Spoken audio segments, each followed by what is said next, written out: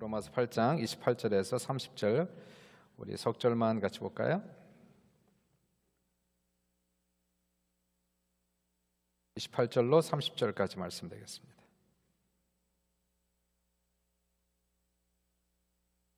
우리가 합독하겠습니다. 우리가 알거니와 하나님을 사랑하는 자 곧 그의 뜻대로 부르심을 입은 자들에게는 모든 것이 합력하여 선을 이루느니라. 하나님이 미리 아신 자들을 또한 그 아들의 형상을 본받게 하기 위하여 미리 정하셨으니 이는 그러마하는 형제 중에서 맏아들이 되게 하려 하심이니라. 또 미리 정하신 그들을 또한 부르시고 부르신 그들을 또한 의롭다 하시고 의롭다 하신 그들을 또한 영화롭게 하셨느니라.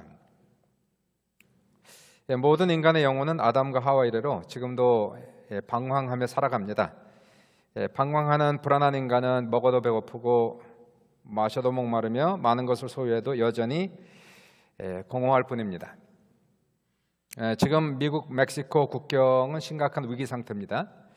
한 일주일 전인가요? 텍사스주 국경 근처에 황량한 벌판에서 10살짜리 니카라과 소년이 울면서 방황하는 것을 보고 국경 순찰대가 그를 지금 보호하고 있습니다. 이 아이와 그 부모가 국경을 넘으려다가 유괴를 당했고요. 유괴범들이 아이는 버리고 부모는 끌고 간 거예요. 부모를 잃고 두려워 떨며 울면서 국경 순찰대원들에게 도와달라는 영상이 나갔습니다. 그 아이의 마음을 생각해 봤어요. 얼마나 힘들었을까, 얼마나 불안했을까, 얼마나 무서웠을까. 바로 이러한 모습이 하나님을 잃어버리고 방황하는 인간의 영혼의 모습이다라고 얘기할 수 있습니다. 노벨 문학상을 수상한 해밍웨이는 재물과 명성 모든 것을 얻었지만 그의 마음은 여전히 공허할 뿐이었습니다. 4번 아름다운 여인들과 결혼했지만 실패했고 그의 공허한 마음은 결단코 채울 수가 없었습니다. 결국 해밍웨이는 유서를 기록하고 62세의 엽총으로 자신의 목숨을 끊었습니다. 그의 유서에 쓰여 있기를 나는 전류의 흐름이 끊어지고 필라멘트가 끊어진 전구처럼 고독하다. 그렇게 자신의 영혼의 상태를 문학적으로 표현을 했어요. 마릴린 먼로는 20세기 최고의 여배우로서 모든 것, 부와 명예와 미모를 다 가진 여인입니다. 한때 존 F 케네디의 동생 로버트 케네디와의 스캔들로 온 세상을 떠들썩하게 했지요. 그러한 그녀가 이렇게 고백합니다. 나는 젊고 아름답고 건강하며 부족한 것이 없다. 그런데 나는 이유 없이 너무 공허하며 불행을 느끼며 살고 있다. 결국 먼로도 인생의 의미를 찾지 못하고 36살의 젊은 나이에 수면제 과다 복용으로 자신의 목숨을 끊었습니다. 인간의 영혼은 오직 하나님의 사랑을 알 때에만 만족하며 안식할 수가 있는 겁니다. 오늘 본문은 우리를 향한 하나님의 사랑이 얼마나 큰지를 알려주고 있어요. 과거로부터 지금까지 또 앞으로 영원하실 하나님의 사랑의 위대하심을 오늘 찬양하는 것이 오늘 본문의 그러한 내용이죠. 29절을 올려주시면 사도 바울이 이렇게 쓰고 있어요. 하나님이 미리 아신 자들을 또한 그 아들의 형상을 본받게 하기 위하여 미리 정하셨으니 이는 그로 많은 형제 중에서 맏아들이 되게 하려 하심이니라. 중요한 단어 2개가 나오는데요. 미리 아셨다, 우리를 미리 아셨다 하는 것과 우리를 미리 정하셨다, 이 2 단어가 중요한 단어입니다. 하나님이 여러분을 미리 아셨다는 것이에요. 언제 아셨을까요? 하나님께서 여러분과 저를 아시긴 아셨는데 우리가 태어나기도 전에, 만세 전에, 하늘과 땅을 조성하기도 전에 이미 하나님의 마음속에 생각 속에 이미 우리를 알고 계셨다는 거예요. 하나님께서 우리의 탄생을 이미 계획을 하셨다는 겁니다. 그리고 우리 모두는 하나님의 뜻 가운데서 하나님의 자녀로 미리 정하셨다라고 성경은 써 있는 겁니다. 그러니까 여기 있는 모든 분들은 하나님의 계획을 따라서 이 세상에 태어난 아름다운 존귀한 사람들이라는 것이에요. 어떠한 누구도 실수로 태어난 사람이 없습니다. 어떠한 누구도 우연히 태어난 사람은 없습니다. 부모가 계획하기 전에 부모가 의도하기 전에 하나님의 계획이 있었고 하나님의 아름답고 선하신 뜻이 있어서 만세전에 우리를 아셨고 만세전에 우리를 선택하셨고 우리를 세상에 태어나게 하셨다는 것이에요. 우리가 태어난 첫날부터 시작해서 지금까지 단 한 번도 하나님을 여러분을 잊어버린 적이 없어요. 하나님의 마음에서 떠난 적이 없습니다. 우리의 이름 석자, 그것을 하나님의 손바닥에 새기시고 하나님께서 기억하고 있다라고 성경은 기록하고 있습니다. 하나님께서 그렇게 우리의 과거부터 우리를 사랑하셨는데 지금도 사랑하시고 있는 거예요. 얼마나 사랑하시는지 우리 30절을 보시니까 30절에 사도 바울이 또 쓰시기를 또 미리 정하신 그들을 또한 부르시고 부르신 그들을 또한 의롭다 하시고 의롭다 하신 그들을 또한 영화롭게 하셨느니라. 30절에서 중요한 단어들은 부르시고, 따라해 보세요. 부르시고 의롭다 하시고 영화롭게 하셨느니라. 중요한 세 가지의 단어가 나오고 있어요. 하나님께서 아시고 선택하신 사람을 또한 부르시고 의롭다 하시고 또한 영화롭게 하셨다라고 얘기하는 거예요. 선택한 우리를 하나님의 정하신 때 부르셨다는 겁니다. 우리 이름 석자를 하나님께서 불러주셨다는 거예요. 하나님께서 때로는 자연을 통해서도 부르세요. 하나님의 아름다운 자연, 오늘 성가대가 자연을 찬양했지만 하나님께서 아름다운 하늘을 통하여서 햇빛을 통하여서 따뜻한 바람을 통하여서 우리를 부르셔요. 인생의 고난을 통해서 부르세요. 주변의 지인들을 통해서 우리를 부르세요. 하나님께서 사랑과 은혜로 부르면 방황하는 영혼은 반드시 반응을 하게 되어 있는 거예요. 칼빈은 이것을 가리켜서 irresistible grace of God 이렇게 얘기했어요. 불가항력적인 은총이다. 거부할 수 없는 은혜다. 그렇게 얘기했어요. 하나님 부르시면 거부할 수 있는 사람이 없다는 거예요. 그 은혜에 감동하기 때문에 도저히 거부할 수 없는 하나님의 사랑과 은혜가 있다는 거죠.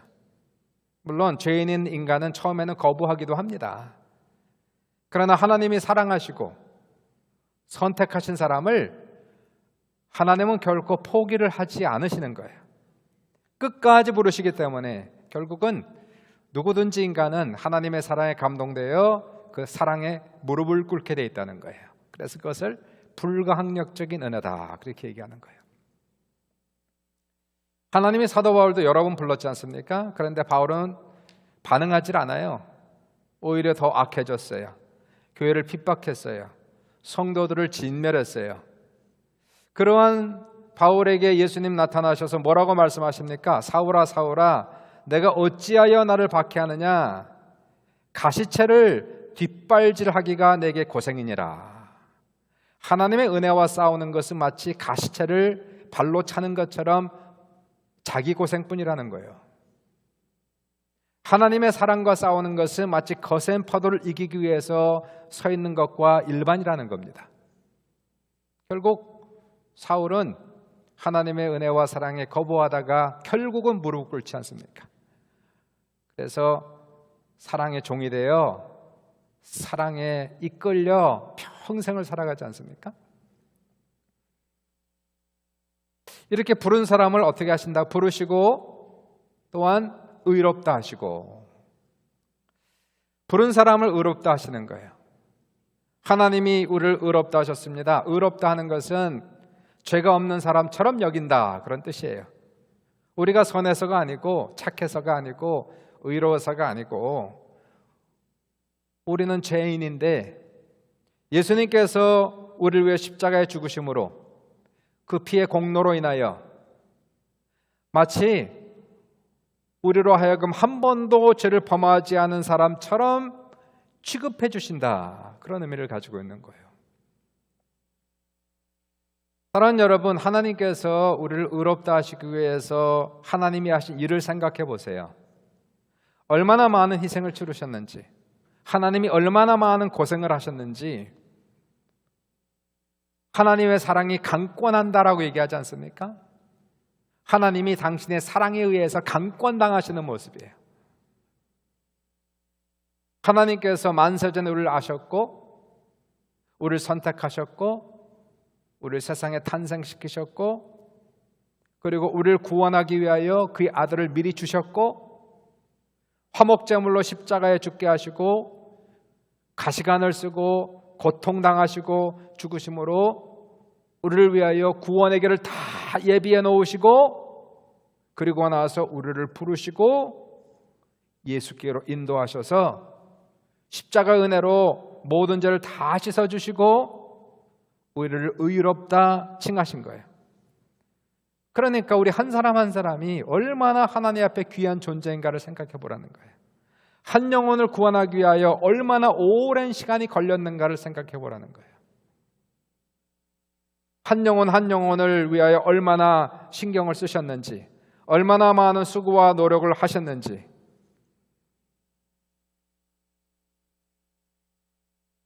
이렇게 해서 우리가 하나님의 자녀가 되었단 말이에요. 사도 바울은 그러니 얼마나 하나님께서 우리를 사랑하시겠느냐 하는 거예요. 하나님께서 당신의 눈에 넣어도 아프지 않은 그러한 존재가 우리의 모습이다 라고 얘기하시고, 그리고 마지막이 뭡니까? 미리 아시고 미리 선택하시고 선택한 사람을 부르시고 부른 사람을 의롭다 하시고 또한 따라해 보세요.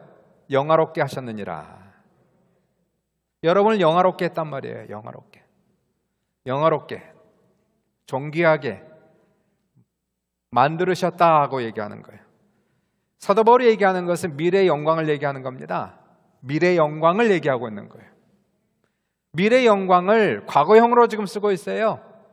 미래 앞으로 받을 영광인데 이것을 영화롭게 하셨다라고 과거형으로 쓰고 있는 것은 이미 그렇게 결정하셨다는 거예요. 하나님이 결정한 대로 우리가 태어났듯이, 결정한 대로 우리를 구원하셨듯이, 하나님이 결정한 대로 우리의 미래가 영화로운 미래로 이미 결정을 해놓으셨다는 거예요. 그러므로 우리의 미래는 하나님의 사랑 안에서 이미 보장된 미래이심을 믿으시길 바랍니다. 미래는 보장된 거예요. 이미 보장된 미래란 말이에요. 그 보장된 미래를 향하여, 이미 결정된 미래를 향하여 우리는 현재를 살아가고 있을 뿐이에요. 이것을 확실히 믿어야 됩니다. 확실히 믿어야 됩니다. 확실히 믿으시길 주의 이름으로 축원합니다. 믿는 자에게는 다시 말하여 우연히 일어나는 일이 없단 말이에요. 믿는 자에게 일어나는 일은 결코 나쁜 일이 없다는 거예요. 일어나서는 안 될 일이 일어나는 법은 없다는 겁니다. 28절에 사도 바울 말씀하시기를 이렇게 말씀하고 있어요. 우리가 너무 잘 알지 않습니까? 우리가 알거니와 하나님을 사랑하는 자 곧 그의 뜻대로 부르심을 입은 자들에게는 모든 것이 합력하여 뭘 이루느니라? 선을 이루느니라. 여러분 살다 보면은 별일이 다 있어요. 별일이 다 일어납니다. 제 인생도 돌이켜보면 좋은 일도 많았지만 정말 생각하기도 싫은 일도 있고요. 정말 상처되는 그러한 기억들도 있어요. 상처 없는 사람이 어디 있습니까? 고생 안 해보는 사람이 어디 있습니까? 잘한 것도 있지만 후회스러운 일도 많고요. 부끄러운 일도 많아요. 그런데 괜찮아요. 오늘 본문 말씀이 그거예요. 결국은 하나님이 모든 것을 합력하여 선으로 만드신다는 거예요. 좋게 해주신다는 거예요. 좋게. 다 좋게. 다시 말하여 결과는 보장되어 있다는 거예요. 선, 그게 결과입니다. 끝이 선이고 이미 영화롭게 하신 거예요. 영화고 우리의 끝은 성공이고 우리의 끝은 승리로 이미 하나님께서 예수 안에서 이미 결정을 해놓으셨단 말이에요. 그러므로 오늘 일어나는 모든 일들은 내일의 영광을 위해서 일어나는 것들이다 라고 믿고 살아야 된단 말이에요.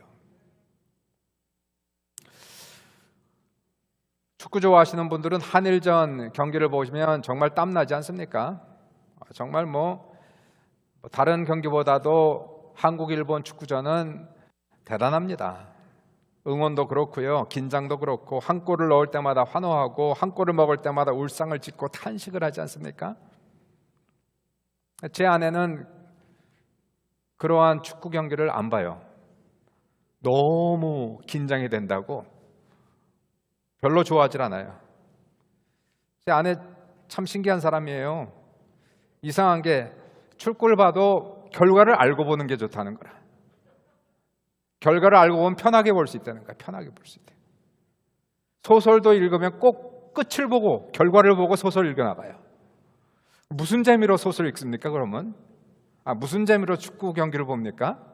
아니 축구를 보려면 긴장감도 있고 흥미진진하고 박진감도 넘치고 그런 높낮이가 있어야 축구 볼 맛도 나고 소설 읽을 재미도 있고 영화 볼 재미도 있는데, 영화를 봐도 끝을 먼저 보고 결과를 보고 영화 보고 재미가 하나도 없어요. 근데 인생은 재미로 사는 거 아니잖아요. 흥미진진한 것으로 되는 게 아니지 않습니까? 인생은 끝이 중요한 거예요. 결과가 중요한 거예요. 여러분이 지금 힘들어요. 고통당하고 있어요. 억울한 일을 당하고 있다고 가정을 해보세요. 정말 참을 수 없는 너무너무 힘든 우울한 일들이 일어난다고 생각해 보십시오. 사고가 났어요. 사업이 망했어요. 가정이 깨졌어요. 이것을 긴장감이 넘친다라고 얘기할 수 있습니까? 스릴이 있다고 얘기할 수 있습니까? 그게 아니잖아요. 그렇게 얘기할 수 없어요. 인생이 설사 그것이 과정이라 할지라도 끝이 중요한 거예요. 어떻게 끝내느냐. 잘 끝내야 될 거 아닙니까? 잘 끝나야 될 거 아닙니까? 끝이 좋아야 될 거 아닙니까? 문제를 극복하고 결국은 웃어야 될 거 아닙니까?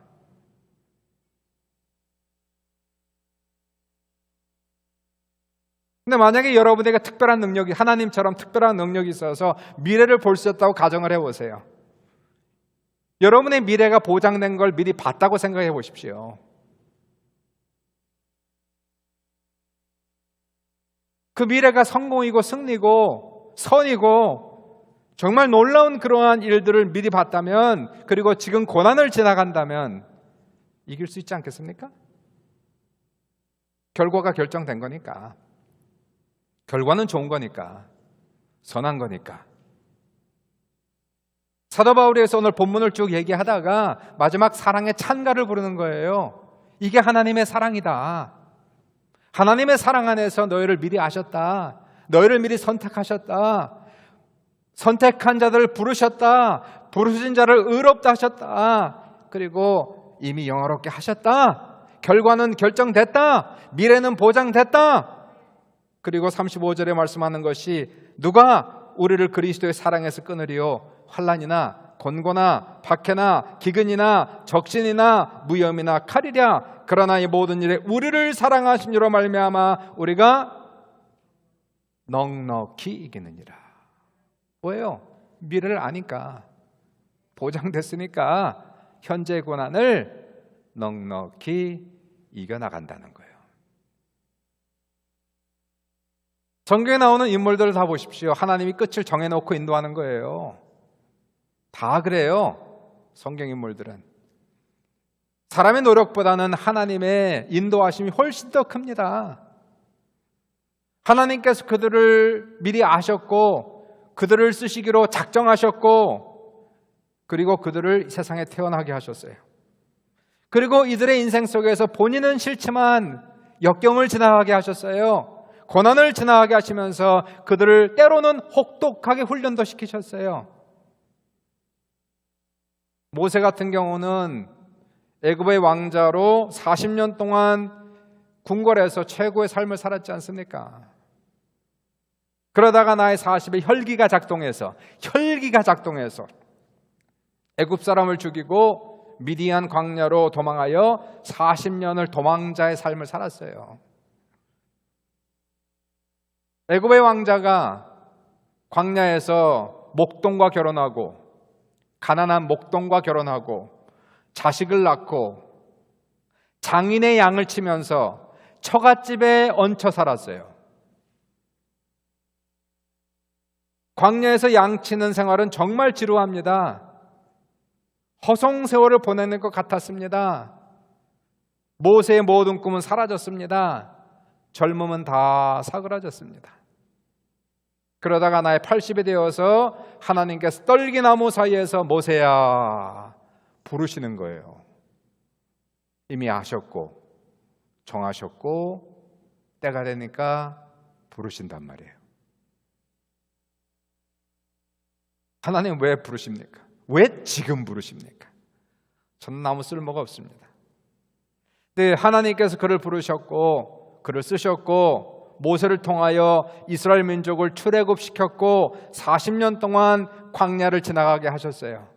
그때 모세는 알았습니다. 아하, 지나갈 때 몰랐는데 돌이켜보니까 아는 거죠. 왜 하나님께서 40년 동안 목동이 되어 광야에서 양하셨는지. 만약에 그러한 경험이 없었다면 이스라엘 민족을 40년 동안 광야에서 결코 인도하지 못했을 거예요.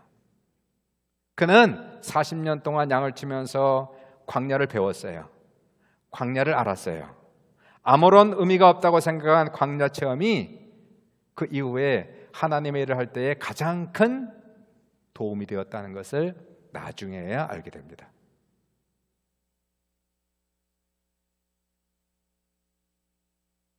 요셉은 17살에 하나님께서 꿈을 주셨어요. 하나님의 꿈, 이미 결정된 겁니다. 하나님이 미리 아셨고 계획하셨어요. 요셉을 향하여. 하루는 꿈을 꾸는데 자신의 곡식단이 일어나고 형들의 곡식단이 일어나 자신의 곡식단에게 절을 하는 꿈을 꿉니다. 얼마 지난 다음에 이번에는 해와 달과 11개의 별들이 자신의 별에게 절을 하는 꿈을 꿉니다. 하나님께서 모세를 향한 하나님의 계획이었어요. 그게 끝입니다. 끝이에요.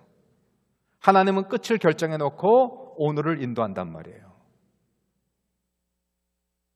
하나님께서 계획하신 것은 요셉은 정확하게 어떤 사람이 될지를 몰랐어요. 하나님이 쓰신다는 건 알았어요. 하나님께서 그를 크게 사용하시고 하나님께서 그를 통하여 온 세계를 구원하시기로 미리 작정을 하셨어요. 그리고 요셉을 한 걸음 한 걸음 그 길로 인도를 하셨어요. 그에게 일어난 모든 일들은 다 좋은 일들이 아닙니다. 나쁜 일들, 감당할 수 없던 일들, 그러한 일들이었는데 다 하나님이 협력하여 선을 이루게 하시고 그 길로 인도하셨어요. 17살에 그 꿈을 꾸고 나서 요셉의 배다른 형제들에게 미움받아 종으로 팔려가지 않았습니까? 이게 좋은 일인가요? 자신의 형제들에게 미움을 받아 종으로 팔려갔어요. 갈 때는 몰랐는데 나중에 보니까 하나님의 인도하였단 말이에요. 시간이 지나가면서 하나님이 일하신 윤곽이 서서히 드러나는 겁니다. 지금은 몰라도 나중에는 아는 거죠. 그가 팔려간 곳은 보디발 군대 장관의 집이었잖아요. 하나님께서 종으로 팔려간 요셉에게 은혜를 주셔서 주인 보디발에게 은혜를 얻게 하시고 마음에 들게 하셨고, 보디발은 요셉을 세워서 종인데 그 집의 총무 역할을 감당하게 하셨어요. 총무가 되어서 재정을 감당하게 하셨고 집안의 모든 다반사를 계획하고 추진하는 일을 하면서 요셉은 17살부터 시작하여서 약 10년 동안 엄청난 경험을 그 집에 쌓게 되는 거예요.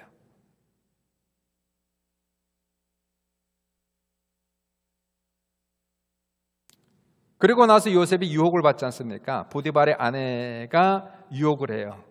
요셉은 하나님을 경외하는 사람으로서 유혹을 물리쳤지만 오히려 누명을 쓰고 옥에 갇히지 않습니다. 다 아는 얘기예요. 옥에 갇히고 얼마나 억울해요. 하나님을 경외하고 하나님 말씀에 순종해서 오히려 거꾸로 누명을 쓰고 옥에 갇혔어요. 처음엔 억울하죠. 처음엔 괴롭죠. 그러나 시간이 지나가면서 아하, 이것도 하나님의 은혜구나 아는 거예요. 감옥에서도 하나님께서 요셉에게 은혜를 주셔서 간수장에게 은혜를 받게 하셨고, 그리고 그 옥의 모든 다반사를 요셉에게 맡깁니다. 뭐 하나님 뭐 줬다 뺐다 하는 것 같지 않습니까? 줬다 뺏었다 줬다 뺏었다. 그게 아니에요. 줄 때는 이유가 있어서 주는 겁니다. 뺏을 때도 이유가 있어서 뺏는 거예요. 이 모든 일들은 다 끝을 정해놓고 지금 가시는 거예요. 지그재그로 가는 겁니다. 우리의 눈에는 지그재그 같지만, 오르락 내리락 하는 것 같지만 하나님께는 그 길이 직선이란 말이에요.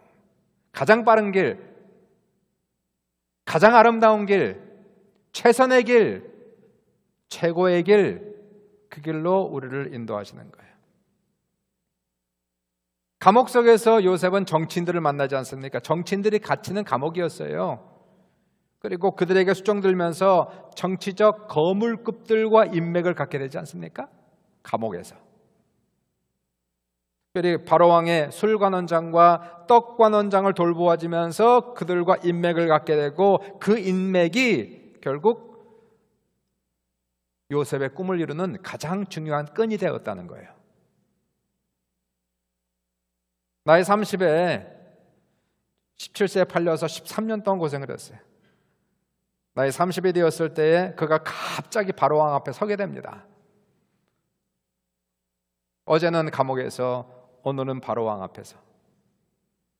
그리고 바로왕의 꿈을 정확하게 해석을 해주고, 앞으로 7년 동안 풍년이 있을 것이고 그 후에 7년의 흉년이 올 텐데, 흉년이 너무 심각하여 7년 풍년의 기억은 아예 기억도 나지 않을 겁니다.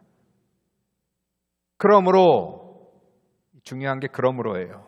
그러므로 바로왕이시여, 7년 풍년 때에 곡식 5분의 1을 세금으로 거두어 창고에 쌓아두시면 흉년이 왔을 때 무사히 넘길 수 있을 것입니다 라고 하는 이 놀라운 지혜로운 생각이 즉흥적으로 어떻게 나올 수 있었을까요?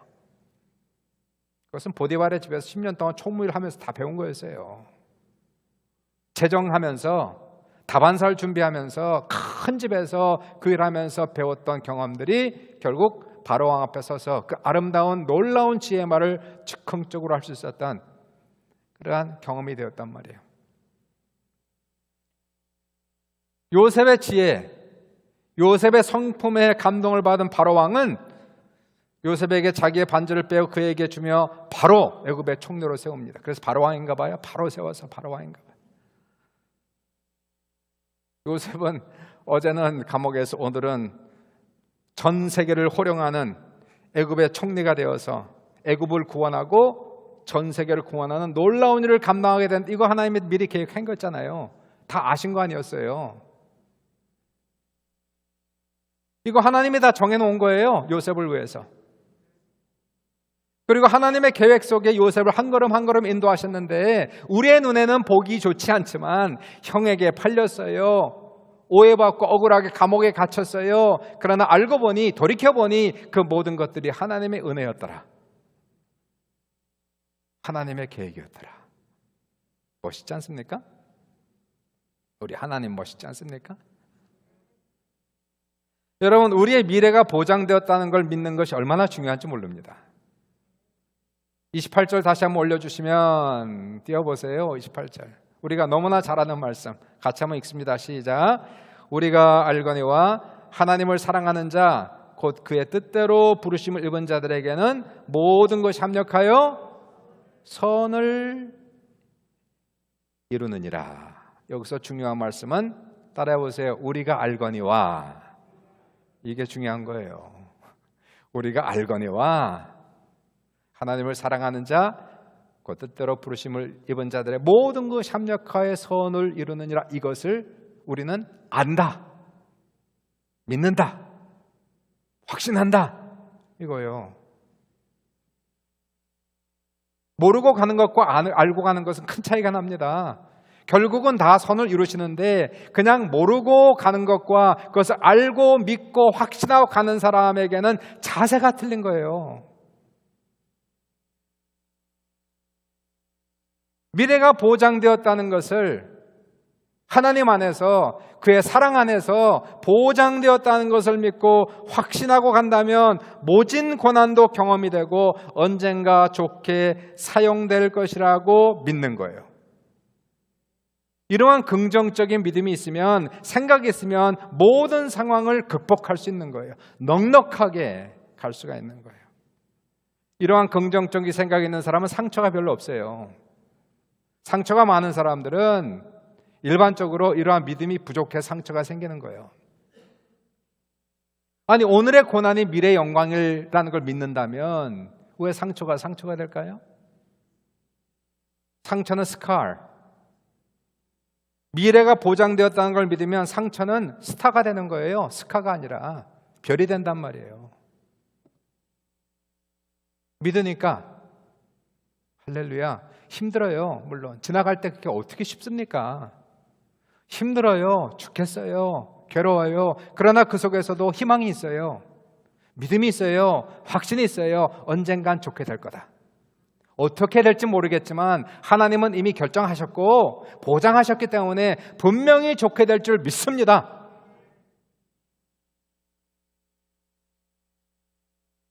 요셉은 형제들에게 증오와 분노를 가질 수 있어요. 아마 처음에는 가졌을 수 있어요. 인간이니까 당연하지요. 어떻게 이게 안 아파요? 어떻게 분하지 않아요? 어떻게 억울하지 않아요? 충분히 이해할 수 있지만, 그러나 이러한 믿음을 가진 사람은 하나님 앞에 기도하면서 이러한 마음들이 서서히 사그러지는 거예요. 용서할 수 있는 마음을 갖게 되는 거예요. 하나님의 계획이 점차적으로 윤곽이 드러나면서 아하, 하나님의 뜻이었구나. 요셉은 그래서 그 형제들을 쭉 성경을 읽어보시면 후회하고 땅을 치고 울고 있는 형제들을 기꺼이 용서합니다. 그리고 하는 말이 창세기 45장 5절에 당신들이 나를 이곳에 팔았다고 해서 근심하지 마소서, 한탄하지 마소서. 하나님이 생명을 구원하시려고 나를 당신들보다 먼저 보내셨나이다. 이렇게 고백이 되는 거예요. 하나님께서 나에게 붙여주신 사람들은 친구들뿐만 아니라 원수들까지도 하나님의 도구였구나. 그 원수들 통해서 내가 더욱 강해졌고, 원수들 때문에 나에게 오히려 더 좋은 일이 일어났다면 그것은 과연 그 사람들은 나에게 축복의 통로가 되었구나 아는 거죠. 존 파이퍼 목사님이 쓰신 글에 Hidden Smile of God, 하나님의 숨은 미소라는 책이 있어요. 그 책에 보시면 세계 선교의 획을 그은 데이빗 브레이너드에 대한 이야기를 합니다. 데이빗 브레이너드는 예일대학교 2학년 때에 학교하고 마찰이 생기면서 퇴학을 당했어요. 퇴학한 이 사람은 심각한 우울증에 빠졌습니다. 존 파이퍼 목사님은 데이빗 브레이너에 대해서 얘기하면서 이 사람이 만약 예일대학에서 퇴학당하지 않았다면 데이빗 브레이너드는 결코 인디안 선교사가 되지 않았을 것이고, 인디안 선교사가 되지 않았다면 그렇게 많은 사람들에게 영향력을 주는 선교사의 영적 아버지가 될 수 없었을 것이다. 이렇게 기록하고 있어요. 그러면서 데이빗 브레이너가 퇴학당한 그것에 대한 고통을 얘기하기를 lose the good and gain the best. 좋은 것을 잃고 최상의 것을 얻는다. 이게 하나님의 하시는 놀라운 일입니다. 더 좋은 것을 주시기 위해서 때로는 우리의 것을 내려놓게 하신 하나님. 우리는 현재 우리에게 일어나는 모든 일들 다 이해할 수 없어요. 어떻게 이 작은 머리로 다 이해가 됩니까? 내가 생각하기에 좋은 일들만이 다 좋은 일은 아닙니다. 하나님이 보기에 좋아야 좋은 거지. 항상 날씨가 좋다고 좋은 게 아니에요. 항상 태양이 비치고 날씨가 맑다면 온 세상은 사막이 되었을 거예요. 오늘같이 바깥에 구름도 끼고 비도 오고 우중충한 날이 있어야, 음산한 날이 있어야 좋은 날이 더 좋은 날이 된단 말이에요. 사랑하는 여러분, 하나님께서 여러분을, 나를 엄청나게 사랑하세요. 태어나기 전부터 아셨어요. 한순간도 여러분을 잊어버린 적이 없어요. 항상 하나님이 두 눈으로 우리를 바라보시고 지키시고 지금까지 인도해 주셨어요. 여러분의 미래는 보장된 미래입니다. 이미 영화롭게 하셨어요. 그리고 지금 일어나는 모든 일들은 하나님의 뜻 가운데서 일어나고 있는 거예요. 마치 이긴 축구 경기를 보는 것처럼 현재 스코어가 5대0으로 지고 있다 할지라도 우리는 자신감을 잃지 않고 용기를 잃지 않아야 될 것은 우리의 미래가 보장되어 있기 때문에 포기하지 않고 열심히 뛰면 반드시 5대5 무승부로 끝나게 되고 마지막 페널티킥에서 승리하는 기적의 역사가 이미 결정됐단 말이에요. 이것을 믿지 않으면 좌절합니다. 절망합니다. 포기해버립니다. 그러나 이러한 미래가 보장됐다면 그러면 포기하잖아요. 잠시 좌절하고 절망했을지라도 다시 일어날 수 있어요. 열심히 뛸 수 있어요. 그리고 과연 하나님께서 약속하신 대로 다 뛰고 나니 놀라운 기적이 우리의 삶 속에 찾아오는 거예요. 여러분의 삶 속에 무슨 일이 지금 일어나고 있습니까? 여러분을 부르시고 의롭다 하신 하나님이 이미 영화롭게 하셨느니라. 그리고 그 영광을 향하여 오늘도 하나님께서 우리에게 일어나는 모든 일들을 연합하고 합력하여 섞어서 그리고 선으로 영광에서 영광으로 발전시키고 있다는 하나님의 지금도 일하시고 있는 거예요. 우리의 삶 속에서. 하나님의 사랑 안에 있는 자 두렵지 않습니다. 염려하지 않습니다. 내가 인생을 다 주관할 수 없어요. 컨트롤할 수 없어요. 하나님께서 다 해주시는 거예요. 도와주시는 거예요. 우리는 조금만 하면 하나님은 많이 일하시고 우리가 믿고 의지하면 하나님께서 우리의 삶 속에서 이미 보장된 영광을 향하여 오늘도 우리의 삶을 연합하여 선을 이루게 하신 놀라운 역사를 믿으세요.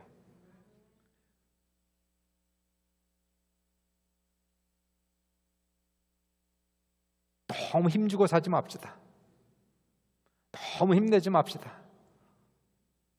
좀 마음을 편안하게 하나님 안에서 하나님을 믿고 의지하면서 오늘도 하나님의 손에 맡기고 오늘도 그냥 주님 안에서 내 힘 빼고 주님의 은혜로 주님의 사랑 안에서 살아갈 수 있는 우리 귀한 모든 분들 다 될 수 있기를 주님의 이름으로 축복합니다.